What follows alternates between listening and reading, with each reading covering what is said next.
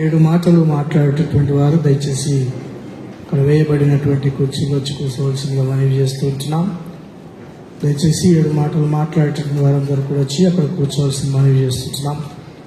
2వ మాట మాట్లాడటకై మరి తబితా జాషువా 2వ మాట మాట్లాడనై ఉంటున్నారు. బైబిల్ పాఠము శ్రీమతి బెట్టి లేక్ జేమ్స్ గారు వచ్చి చదివి వినిపించవలసిందిగా, ప్రార్థన జీవితం గడ్డం ప్రీతం వచ్చి ప్రార్థించాల్సిన మనవి చేస్తుంటున్నాం.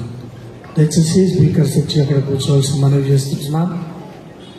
శ్రీమతి బెట్టి లేక్ గారు లూకా సువార్త 23వ అధ్యాయము 43వ వచనాన్ని చదివి వినిపించాల్సిన మనవి.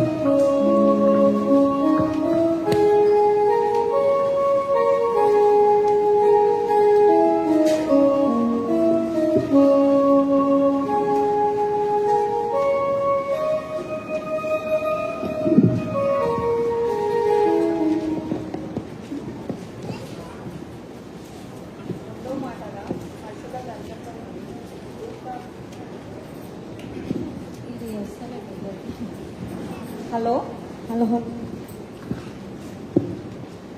లూకా సువార్త 23వ అధ్యాయము 43వ వచనం చదవబడింది. నేడు నీవు నాతో కూడా పరదేశులో ఉండు అని నిశ్చయంగా నీతో చెప్పుచున్నాను. చదవబడిన వాక్యం దేవుడు దీవించి ఆశీర్వదించున్నాను.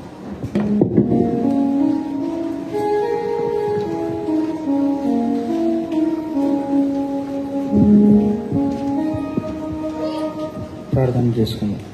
పరిశుభ్రం దేవా తండ్రి, నిత్యం తండ్రి, సదాకోటి దూతలతో తండ్రి, నిత్యం లక్ష్యం తండ్రి, పరిశుద్ధ స్థితిపడుతున్న దేవా, నీ పరిశుద్ధ నామానికి వందనాలు తండ్రి. ఏసే తండ్రి, తరుణాన్ని బట్టి నీకు వందనాలు తండ్రి. ఏసే తండ్రి, వాక్యం చెప్పబోయే బిడ్డతో తండ్రి మీరు మాట్లాడిన తండ్రి, అప్పుడు మీరు దీవించి ఆశీర్వదించి తండ్రి, నీ ఆత్మతో నింపి బలపరిచి తండ్రి మాతో మాట్లాడమని అడుగుతున్నాను తండ్రి. ఇక్కడ వచ్చిన ప్రతి బిడ్డతో తండ్రి మాతో మాట్లాడి తండ్రి మీ వాక్యంతో తండ్రి మమ్మల్ని బలపరిచిన తండ్రి, అట్టి వాక్యాన్ని తండ్రి మా హృదయాల్లో తండ్రి మేము నాటుకొని తండ్రి జీవించి ఎక్కువ తండ్రి మాకు దయచేయండి తండ్రి.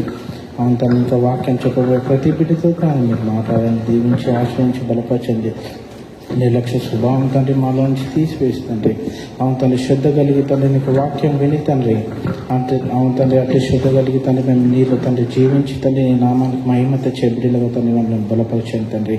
ఈ కార్యక్రమం అంతట్లో తండ్రి మీరే తోడుగా ఉండి మీరే మహిమ ఘనత ప్రభావాలు పొందుకోమని అడుగుతున్నాం తండ్రి. ఏసే నామంలో అడిగి వేడుకొని ప్రార్థిస్తున్నాం పరలో కొడుతండ్రి. అమ్మాయి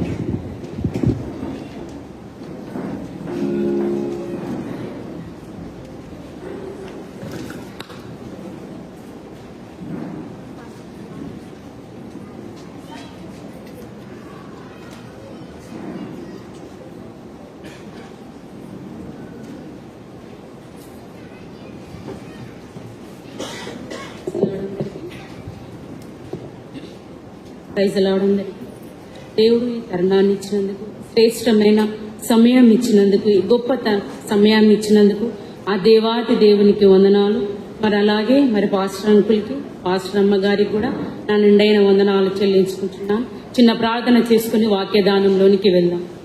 మమ్మల్ని మిక్కిలిగా ప్రేమించిన మా కనికరం గల దేవా, నీకు వందనాలు చెల్లించుకుంటున్నాను. అయ్యా నా ప్రభా, శ్రేష్టమైన గొప్ప సమయాన్ని ఇచ్చినందుకు నీకు స్తుతులు, స్తోత్రము స్తోత్రము స్తోత్రం చెల్లిస్తుంటున్నాను. మహాగణుడా, మహానీయుడా, నిత్య నివాసి, పరలోకమ్మ మా తండ్రి, నీకు వందనాలు చెల్లించుకుంటున్నాను. అవునా రాజా, ఈ సమయాన్ని చూడలేక ఎంతో మంది నా తండ్రి కృంగి కృషించి నశించినప్పటికీ కూడా వాళ్ళకంటే శ్రేష్టమైన జీవితాన్ని మాకు అనుగ్రహించినందుకు నీకు వందనాలు చెల్లించుకుంటున్నాను. అల్ఫయు ఓమేగు తండ్రి, నీకు వందనాలు. నీ బంగారు పాదాలు పట్టుకొంచున్నాను నా తండ్రి. అయ్యా 7 మాటలు మాట్లాడుచుండగా 2వ మాటతో, శ్రేష్టమైన మాటతో మీరు నాతో ఉండి మీరు మాట్లాడమని ప్రార్థిస్తూ ఈ చిన్న ప్రార్థన నీ దయగల స్థలపై ఎత్తి పట్టుకొంచు నన్ను తగ్గించుకుంటే నీ నామం హెచ్చిస్తూ యేసుక్రీస్తు పవన పరిశుద్ధ ప్రశస్త నామంలో బతిమలాడి ప్రార్థిస్తున్నాను తండ్రి, ఆమేన్. ఉదయం మొదలుకొని మరి ఇక్కడ యేసు ప్రభుల వారిని తనని హింసించినట్టుగా, మరి ఆయనను కొరడాతో కొట్టినట్టుగా ఇక్కడ మనం చూస్తున్నాము. కేవలము ఆయన తనకు తాను తగ్గించుకున్నాడండి. తనకు తాను మన పాపాన్ని ఆయన భరించుకున్నాడు. ఆయన యెరూషలేము నుండి వచ్చినప్పుడు మరి ఆయనను కొరడాతో వచ్చినట్టుగా, ఆయన చేతుల్లో శీలలు, ఆయన తలపై ముళ్ళ కిరీటము, ఆయన దేహమంతయు కూడా మరి పచ్చి గాయాలతో ఉన్నట్టుగా ఇక్కడ మనము చూస్తున్నాము. కేవలము దేనికోసం అండి? మన పాపాల కోసమే, మనము చేసిన ప్రతి ఒక్క పాపం కోసమే ఆయన శిలువ పైన మరి భరించుకున్నాడు. మరణముకు సిద్ధముగా మరి ఆయన భరించుకున్నట్టుగా చూస్తున్నాము. మనకు రావాల్సిన శిక్ష ఆయన పైన వేసుకున్నాడు. మనకు రావాల్సిన, మనకెంతో కృపను మరి ఆయన అనుగ్రహించినట్టుగా చూస్తున్నాము. రక్షణ మనకు అనుభవించినాడు. ఆయన పొందిన దెబ్బల చేత మనకు స్వస్థత. ఆయన దేహం అంతయు కూడా పచ్చి పుండ్లతో, ఆయన రక్తము కారినట్టుగా, ఆయన ఒక వ్యవసాయకుడు తన పొలాన్ని ఎలాగైతే దున్నినట్టుగా ఉంటుందో, మరి యేసు ప్రభుని తన దేహం అంతయు కూడా తన శరీరంతో పాటు ఆయన చర్మం కూడా వచ్చినట్టుగా ఇక్కడ మనము చూస్తున్నాం. ఆయన రక్తము ఏరులై పారినట్టుగా ఇక్కడ మనము చూస్తున్నాం. ఆయన పొందిన దెబ్బల చేత మనకు మరి ఇక్కడ స్వస్థత కలుగుచున్నది, మనకు రక్షణ మరి వచ్చున్నది. ఇది లూకా సువార్త 23వ అధ్యాయము మరి 39వ వచనం నుండి చూసుకుందాం కొన్ని వచనాలు.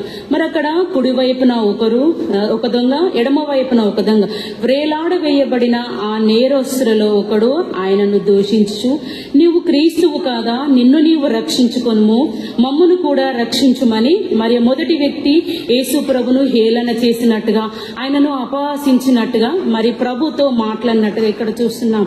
తనకు తానుగా తగ్గించుకున్నాడండి. ఎందుకు? మన కోసమే, మనకు రావాల్సిన శిక్ష మరి దేవుడు ఇక్కడ అనుభవించినాడు.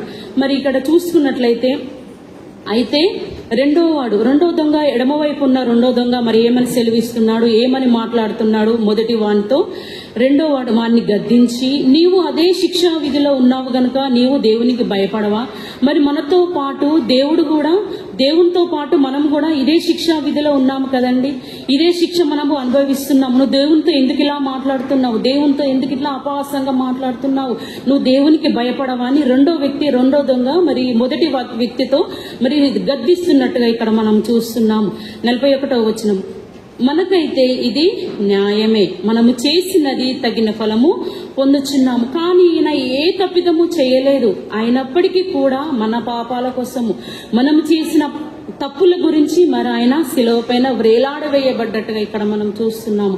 ఇది ఒక గొప్ప శిష్యునికి కాదండి, ఒక నీతిమంతునికి, ఒక దొంగకు, ఒక వ్యక్తికి మరి చెప్తున్నాడు. ఆ శిలువ పైన మరి యేసు ఉన్నప్పటికీ కూడా ఆ రెండు వైపులా కూడా ఇద్దరు పాపులను ఉన్నట్టుగా ఇక్కడ మనము చూస్తున్నాము. మిమ్ములను కూడా కాపాడుతాను మరి యేసు ప్రభు ఏ విధంగానైతే చెప్పినాడో, ఇది ఇంకొక దొంగకు తన తప్పును అంగీకరించాడు, తన పాపాన్ని గ్రహించాడు. చివరి క్షణంలో యేసు వైపు తిరిగి ఇలా మరి పశ్చాత్తాపడ్డాడు. ప్రభువా, మరి నీవు నీ రాజ్యంలోనికి వచ్చినప్పుడు నన్ను జ్ఞాపకం చేసుకోవా అని మరి ఆ రెండో వ్యక్తి చెప్పినట్టుగా ఇక్కడ చూస్తున్నాం.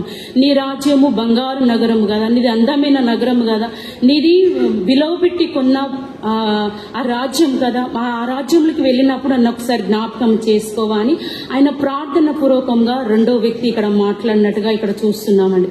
ఇది సంపూర్ణమైన ప్రార్థన కానప్పటికీ కూడా ఆయన విరిగి నలిగిన హృదయంతో మరి ఇక్కడ ప్రార్థన చేసినట్టుగా చూస్తున్నాం. నిజమే అండి. మరి అప్పుడు మరి యేసు ప్రేమతో ఇలా చెప్పాడు, నేడు నీవు నాతో కూడా పరదేశంలో ఉండేదవు అని మరి ఇక్కడ ప్రభువుల వారు చెప్పినట్టుగా ఇక్కడ చూస్తున్నాము. మరి ఇక్కడ ఈ మాటకు మరి మనకు నేర్చుకోవాల్సిన మాట, మొదటిగా రక్షణ దేవుని వలన కృప వస్తుంది. ఆ దొంగకు మంచి పనులు చేయడానికి సమయం లేనప్పటికీ కూడా తన జీవితం అంతా కూడా మార్చుకోవడానికి మరి అవకాశం లేదు. అయినా మరి యేసు అతనిని రక్షించాడు. ఎందుకంటే అతనికి విశ్వాసం చాలా మరి గొప్పది. తన విశ్వాసం వలన ప్రతిదీ కూడా మనం ఏదైనా కూడా సాధించుకుంటాం కదండి. మరి ఇతను కూడా తన విశ్వాసం వల్ల, గొప్పతనము మనం చేసే పనుల వల్ల కాదండి, దేవుని కృప వల్లనే మనకు కృప లభిస్తుంది, రక్షణ కలుగుతుంది. మరి రెండోదిగా చూసుకున్నట్లయితే మార్పుకు ఎప్పుడు కూడా ఆలస్యము కాదు. మరి ఆ దొంగ తన పాప జీవితం అంతా కూడా గడిపాడు. తన జీవించినంత మట్టుకు కూడా తన పాప జీవితాన్ని గడిపాడు. ఇద్దరు దొంగలు, ఎడమ వ్యక్తి ఉన్న కుడి వ్యక్తి ఉన్న ఇద్దరు దొంగలు కూడా తన జీవితమే మరి పాప జీవితం అయినప్పటికీ కూడా చివరి క్షణంలో మరి ఆయన మారాడు. శిలువ పైన మారినట్టుగా ఇక్కడ మనం చూస్తున్నాము. రక్షణ పొందాడు. మరి మనకు రావాల్సిన మనకు శ్వాస ఉన్నంత వరకు కూడా మరి చివరి ఊపిరి మనం బ్రతికున్నన్ని రోజులు కూడా ఒక ఆశ అనేది ఉంటుంది కదండి. మరి దేవునితో మనము దేవుని రాజ్యంలోకి వెళ్ళాలి, దేవునితో మీరు మాట్లాడాలి, దేవుని ఆనందంలో మనం ఉండాలి, దేవుని సన్నిధిలో మనం గడపాలి అని మనకు ఆశ అనేది ఉంటుంది కదండి. మరి అదే విధంగా మరి ఆ ఆశ కలిగి కూడా మరి మనము ఉండాలి.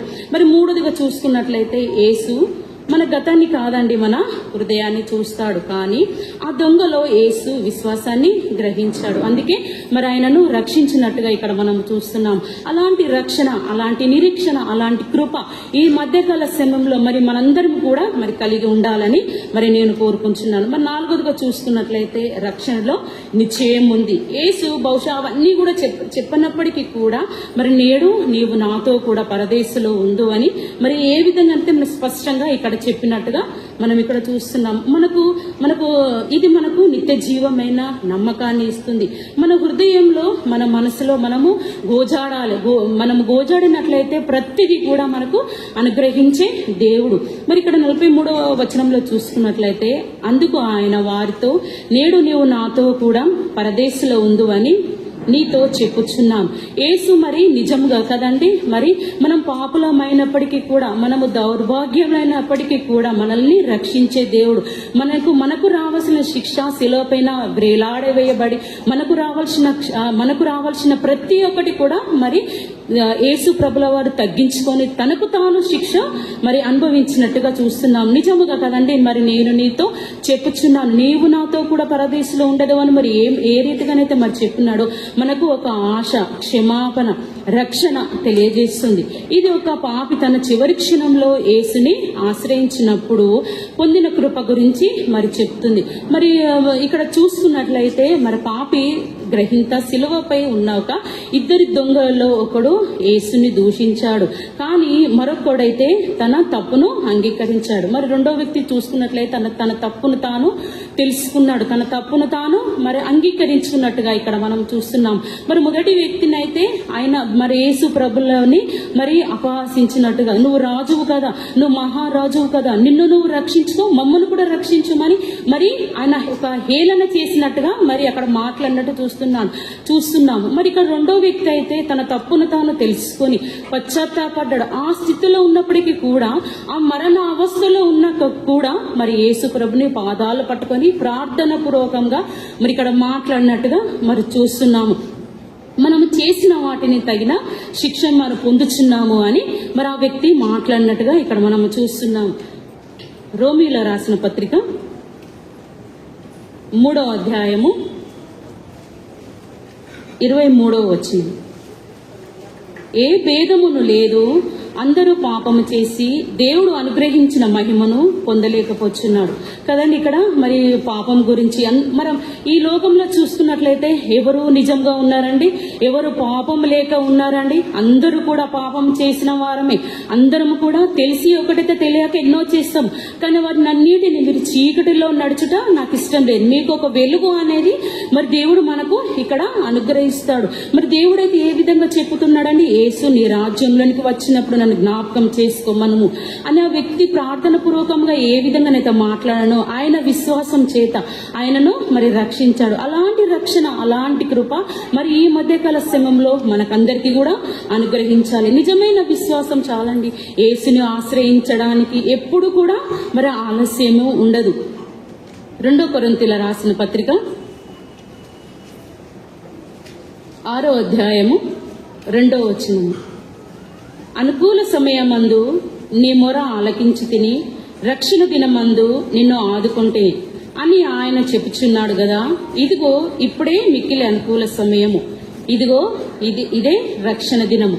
మరి ఇప్పుడేనండి సమయము, మరి ఇప్పుడే ఇస్తుండు, ఈ గడియలోనే ఇస్తుండు, ఈ సమయంలో ఈ రోజుల్నే మనకి ఇస్తున్నాడు. ఇన్ని రోజులు మనం చేసిన వాటిని అన్నిటిని కూడా తొలగించి ప్రక్కన పెట్టి మరి దేవుని సన్నిధిలోకి వచ్చి బతిమలాడుకున్నట్లయితే మనకు రక్షణ అనేది వస్తుంది. మన స్థితి ఎలా ఉన్నప్పటికీ కూడా యేసు క్షమించి చివరి క్షణంలో కూడా కృప లభిస్తుంది. రక్షణ మన పనుల వల్ల కాదండి, విశ్వాసం వల్లనే మరి వస్తుంది. ఈ రోజు యేసు మనకు మరి ఒక పిలుపును అనేది ఇస్తున్నాడు. శ్రమ పడిన వారందరూ కూడా మరి నా యొద్దకు రండి.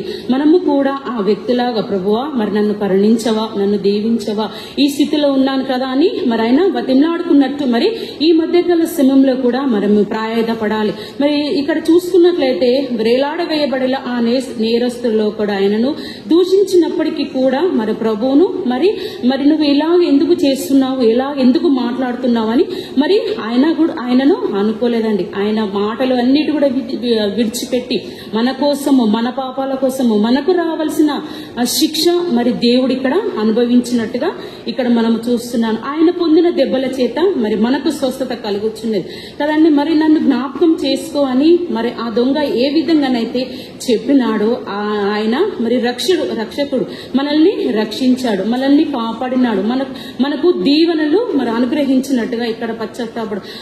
ఆయన ఆ మరణావస్థలో కూడా మరి పశ్చాత్తాపడ్డాడని. మరి ఈ లోకంలో చూసుకున్నట్లయితే మనకి ఎంత మంచి ఆరోగ్యం ఉన్నప్పటికీ కూడా, ఇంత మంచిగా మనం ఉన్నప్పటికీ కూడా మరి దేవుని సన్నిధికి వచ్చి మనము మొరపెట్టము, దేవుణ్ణి అడగము. మనం ఏదైనా ఒక పని చేస్తే ఇది నేను చేస్తేనే వచ్చిందిలే, మరి దేవుణ్ణి అడిగితే ఇది నాకు రాదులే అని తనలో తాను ఒక మాట అనుకుంటాడు. మరి ఇక్కడైతే ఈ వ్యక్తి ఏమంటున్నాడు, ఆ శిలువ పైన ఉన్నప్పుడు ఆ మరణావస్థలు ఇంకా అది ఇంకా అక్కడికే మరణమే, ఆ దినము ఆ సమయము మరణమే. ఆ మరణావస్థలో కూడా ప్రభుని మరి వేడుకున్నట్టుగా చూస్తున్నామండి. మరి ఈ మధ్యకాల సమయంలో నీ ప్రవర్తన నా ప్రవర్తన ఏ విధంగా ఉంటుంది, నీ ఆలోచన నా ఆలోచన ఏ విధంగా ఉంటుంది. మనం బ్రతికున్నన్ని రోజులు కూడా మరి దేవుని పాదాలు పట్టుకొని మరి బతిమలాడుకోవాలి కదండి. మరి ఇక్కడ ప్రకటన గ్రంథము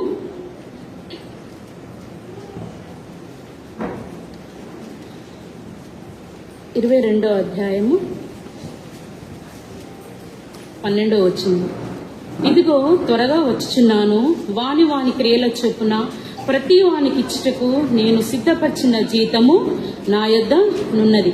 మరి ప్రతి వాణ్ణి కూడా మరి ఆయన దగ్గరికి తీసుకొని మరి రమ్మంచున్నాడు.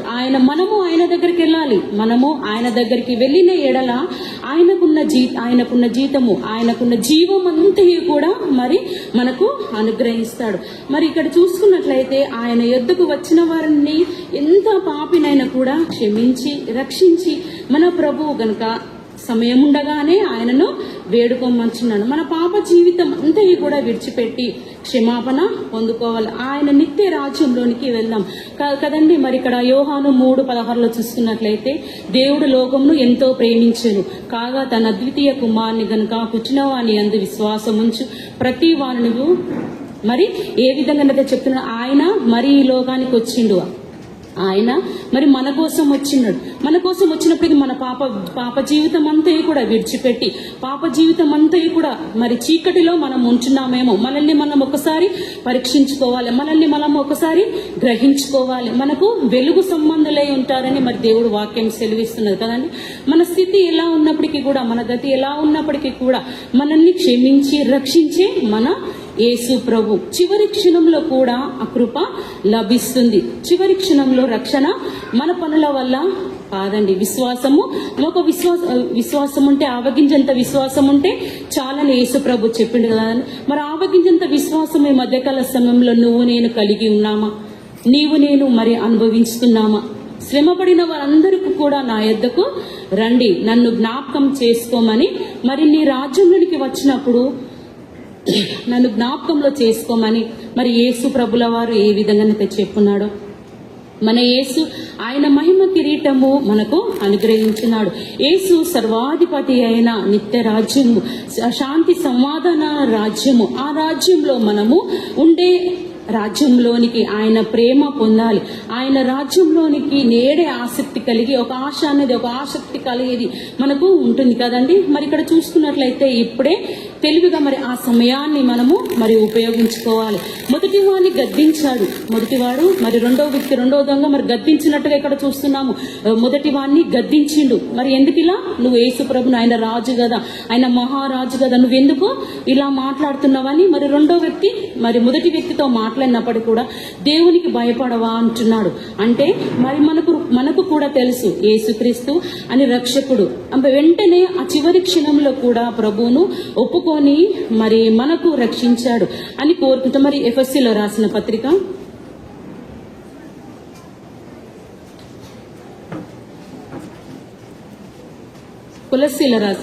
ఎఫెసీలో రాసిన పత్రిక 5